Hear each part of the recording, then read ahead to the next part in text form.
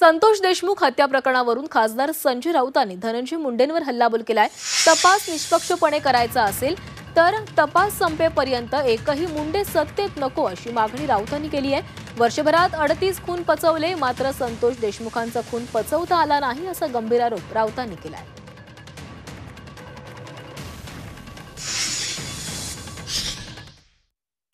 मुळात त्यांना मंत्रिमंडळात घेणं ही चूक होती, कारण तिथे ज्या खुनाचा तपास सुरू आहे किंवा ज्या हत्यांचा तपास सुरू आहे तो जर निष्पक्ष व्हायचा असेल, निष्पक्षपणे व्हायचा असेल, पारदर्शक व्हायचा असेल तर मी खात्रीनं सांगतो की एकही मुंडे सध्या तपास पूर्ण होईपर्यंत सत्तेत असता कामा नये आणि ही भूमिका त्यांनी स्वतःहून घ्यायला पाहिजे। म्हणजे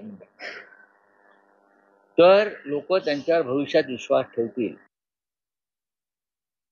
संतोष देशमुखाचा खून त्यांना पचवता आला नाही, बस।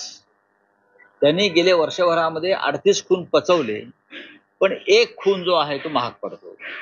संतोष देशमुखच्या खुनाला वाचा फुटली आणि हा वाचा फुटलेला खून सगळ्यांची लक्तरं काढत बाहेर चाललेला। हा एक खून तो पचला नाही आणि म्हणून 38 खून उघड झाले।